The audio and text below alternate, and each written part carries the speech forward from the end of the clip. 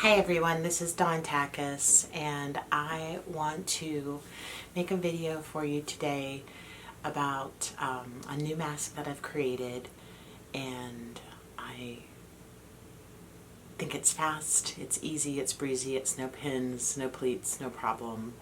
You can make a lot of them, and I wanted to just reach out to everyone on this thread who has commented, supported, reached out, given love. I can't even begin to tell you how much your comments mean to me, because when I started doing this, I did not expect the response that I got, and I just wanted to share knowledge and experience, because I know that there's a lot of people that skipped this learning how to sew part in this last generation. It was not part of the curriculum, and so, you know, day one of this crisis, I just felt it was the best use of my time while I was sitting around trying to figure things out. I'm a business owner, and I own two businesses. One is an entertainment company where we do casino themed parties, James Bond parties, 1920s parties, and with no gatherings, that's on hold, and I'm okay. I'm okay with that. Like, it's really important that we get back to work and that everybody be safe and feel comfortable, but I know that parties will be back because people need people, and we need to see faces and smiles and laughter and joy, and that's something that we can't get via digital resource. But in the interim, yeah, I've always been a big believer that creativity is good for your soul, and when times are blue, being creative lifts your spirits and makes you feel better about everything around you. And it's amazing to take a concept that's in your mind and turn it into something physically, and there's a lot of rewarding moments with that. So that being said, I have had a couple people request things for me to make. One of them is a magnet pin cushion, which I'm going to do for you. Coming up, we're going to be doing some headbands as well as we come into the summer. I know a lot of people like me haven't had a chance to get their hairstylist to color their hair. I was able to get a cut though. I was able to pop over to Ohio and get a cut from somebody, so I was happy about that.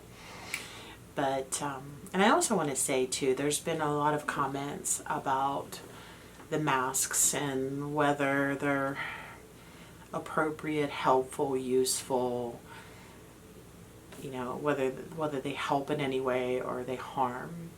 And I know that there's arguments on either side, and my objective here is not to take one side over the other, but to just simply embrace the world as it is right now and use my skill sets to help the best that I possibly can. And if making masks for your community makes you feel better while you're going through this, then I'm really proud to be a part of that and help you. And if you don't believe in masks and you think that they're unnecessary, well, that's your choice. We're all responsible for our own safety. And I just want to make that very clear that, you know, this is about being creative and making good use of your downtime and feeling your spirit and making it feel good, and giving to others. I mean, we give to others because it makes us feel better, not because it makes them feel better. And so with that being said, today I want to show you my favorite new reversible mask, and we're calling it the cup mask. It has a single attachment that attaches in the back, and it is Velcro. And I have this pinned here so that, because this mannequin is a little bit smaller than the human head would be. It's actually closer to a teenage child, and this is an adult mask. But we have a little piece of wire in here for the nose. It is reversible. This sews up so lovely, so quickly. It's got a Velcro connection here, so you can technically wear it up high, or you can wear it low, up and over your ears. I don't like to put on a mask that isn't mine for all the obvious reasons, but I'm going to sew this for you today and post a link where you can get the pattern for it. We did a pattern of all three sizes, adult, small, medium, and large. And I also did a child version of this as well, so there'll be a link there for that. If you have anything that you need help making, or you have any questions, post them in the comments below.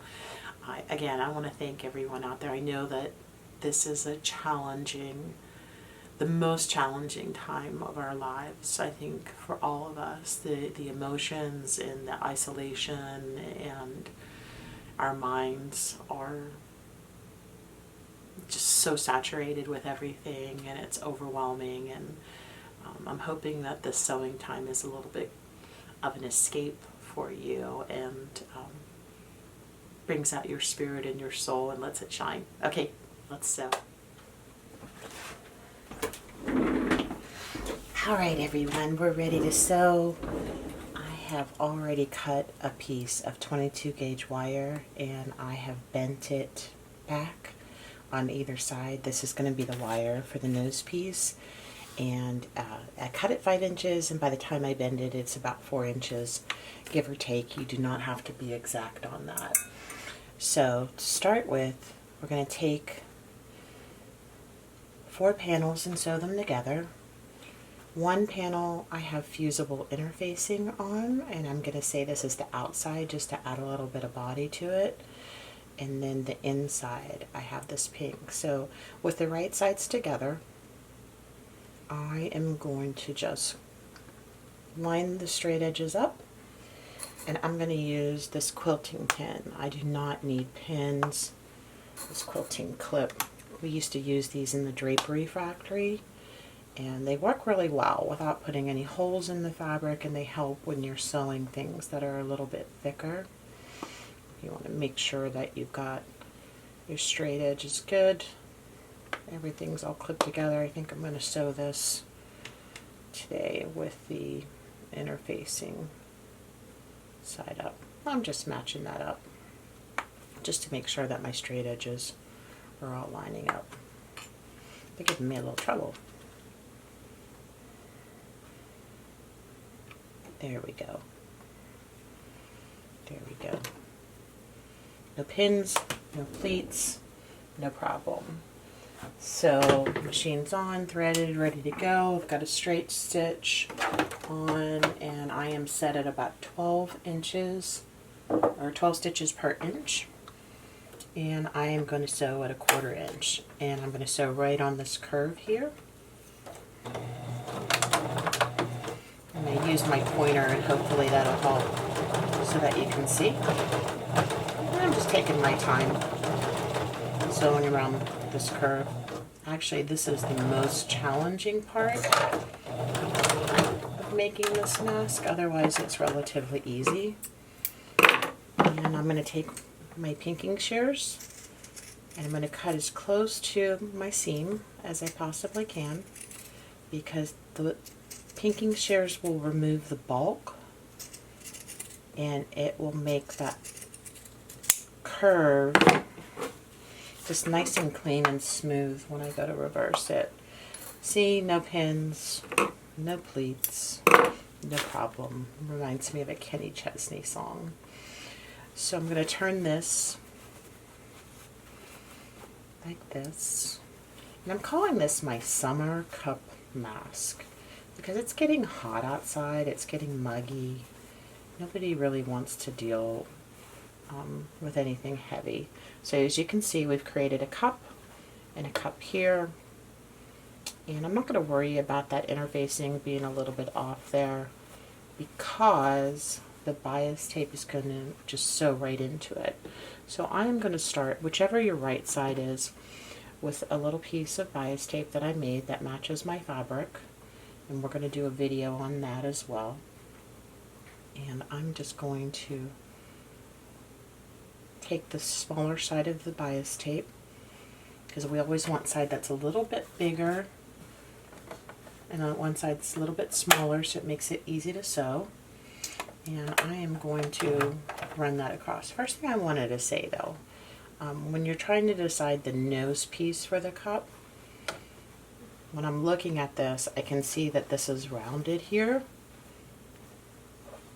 and that this is like a sharp V, or you can mark it. You can also notch the pattern, which I have done, but I've made so many of these, it's really easy for me to see that that's the nose, and it's not this, that's too wide. The shorter side is the nose. So I am going to just pull that in to match, and I'm going to put it in the envelope of the bias tape and just sleeve it right in there. And again, I'm going to use my pointer. And with my pointer, this is a turner. They use this for making drapes or purses or anything that you're trying to turn right side out and you want to get a nice clean corner. I also use it for sewing, just so that I don't get my fingers too close to the needle. I've worked in an industrial factory long enough that I've seen a couple ladies put the needle through their finger, or darn near to it. So an ounce of prevention is worth a pound of cure. Little lock it up a little right there. So super easy here. So this is my nose piece. I'm going to insert in between the layers, right in the middle, my wire, and I don't need or want the wire to go all the way across. I just want it to go over the brim of the nose, just before the cheekbones, just to give the mask a little shape. Then I have one piece of bias tape. This is 31 inches long. I have my desk marked at 31 inches. And I always cut my bias tape on a diagonal like this.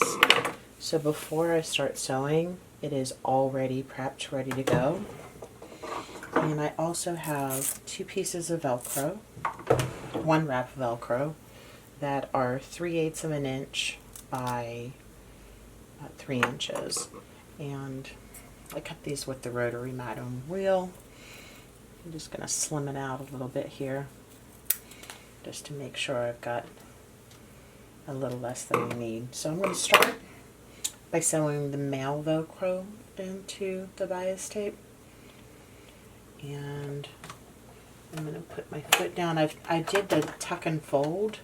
I just tucked that diamond, that diagonal down, and fold.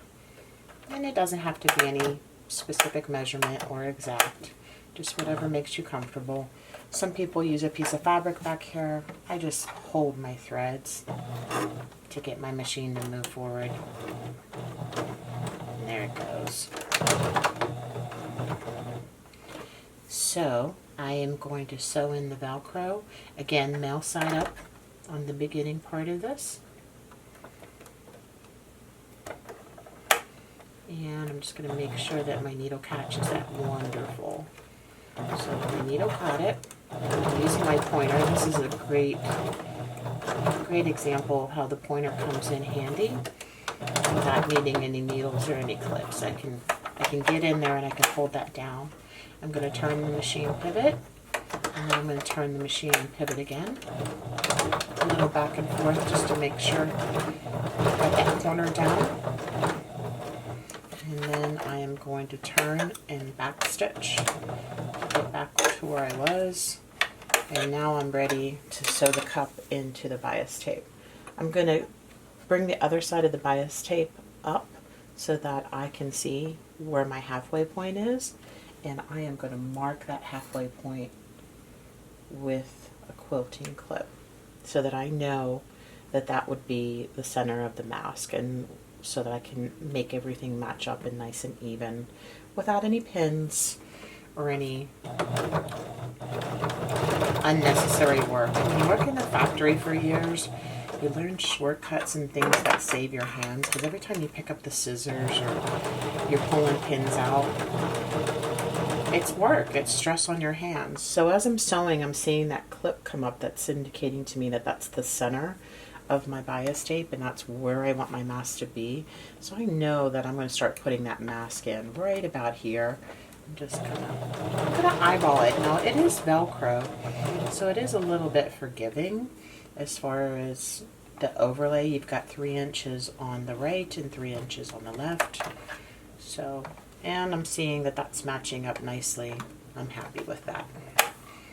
And I'm going to just be sewing that mask right in. I'm always going to have the needle down when I stop. I can remove that clip in the center. I don't need it any longer. And I'm just going to tuck the mask into the bias tape. And this is not true bias tape. This is a strip of 2-inch fabric cut selvage to selvage that's been put through a bias tape maker. Bias tape is cut on the diagonal, and in this case it's not necessary to do that, but I am still referring to it as bias tape. When I come to where the mask connects with the bias tape, I'm just doing a little back and forth there just to give it a little extra security for any tension and being pulled. So I have that cut on a diagonal. I'm just going to fold that in and then turn it this way. And that way I have a nice clean fold there. I'm going to come really, use my, no pins, no pleats, no problem.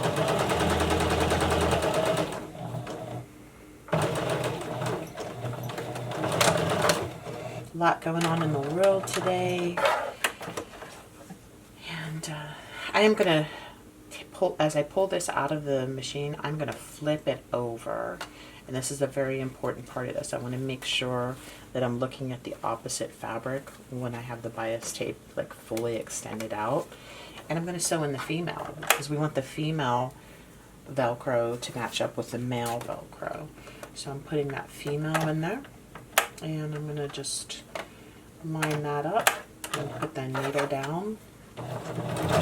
These masks sew up at about, I'm going to say, if you're sewing at more than 5 minutes, 7 minutes I think would be a fair number. Very little prep work, making the piece of bias tape, ironing the interfacing to the panels.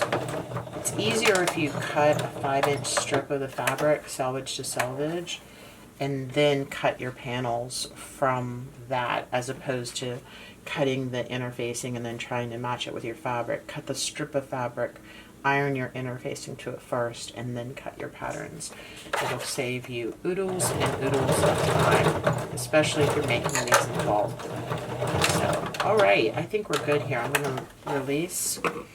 And I just love how these fabrics come together. This is a hot pink fuchsia tie-dye.